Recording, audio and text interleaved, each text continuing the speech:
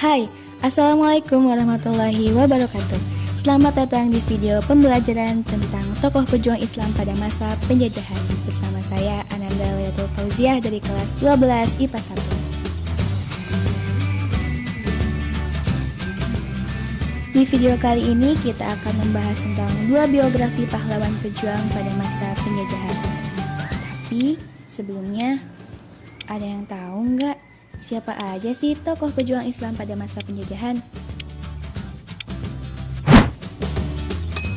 Tokoh pejuang Islam pada masa penjajahan diantaranya Pangeran Diponegoro dan Tengku Umar. Yang pertama ialah Pangeran Diponegoro. Pasti kalian gak asing lagi dong dengan Universitas Diponegoro. Nama universitas ini ternyata diambil dari salah satu pejuang Islam selama masa penjajahan, yaitu Pangeran Diponegoro.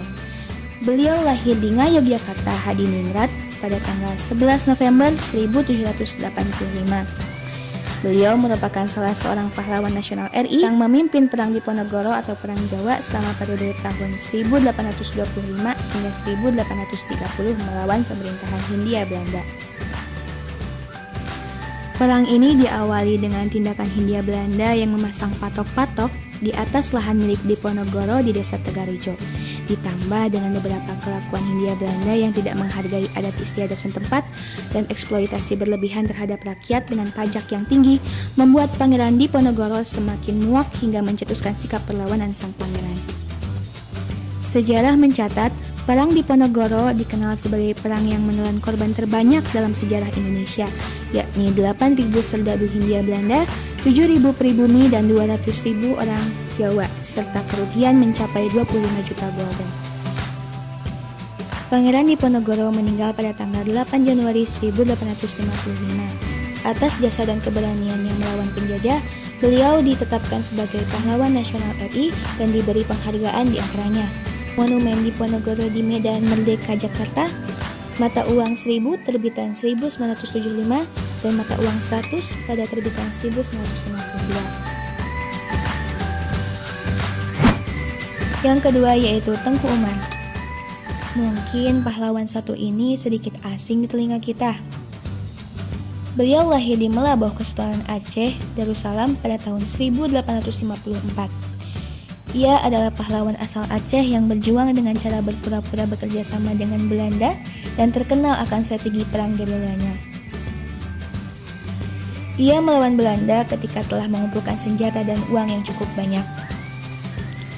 Ketika Perang Aceh meletus pada tahun 1873, Tengku Umar ikut serta berjuang bersama pejuang Aceh lainnya. Umurnya baru menginjak 19 tahun pada masa itu.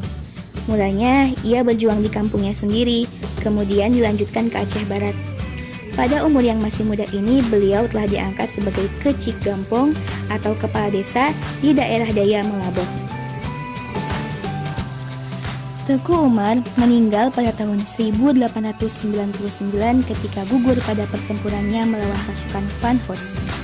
Jenazahnya dimakamkan di Masjid Kampung Nugu di hulu Sungai Melaboh. Atas pengabdian dan perjuangannya, Tengku Umar dianugerahi beberapa penghargaan, yaitu ditetapkan sebagai pahlawan nasional RI. Nama Tengku Umar juga diabadikan menjadi nama jalan di beberapa daerah di tanah air, menjadi salah satu nama kapal perang TNI Angkatan Laut yang dinampakkan sebagai KRI Tengku Umar 385, dan juga menjadi nama salah satu universitas di Melaboh. Sekian pembahasan dari video pembelajaran tokoh pejuang Islam pada masa penjajahan. Semoga bisa bermanfaat bagi kita semua. Wassalamualaikum warahmatullahi wabarakatuh.